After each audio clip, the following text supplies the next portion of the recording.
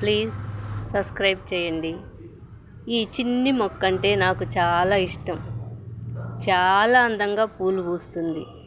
ఈ మొక్కని చాలా వీడియోల్లో పెట్టాను నేను. ప్రతి మనిషి జీవితంలో మొక్కల్ని పూలని ఇష్టపడని వారు ఉండరు.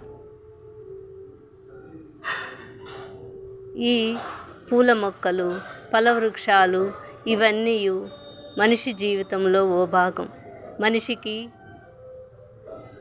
వృక్షాలకు ఏదో అవినాభావ సంబంధం ఉంది.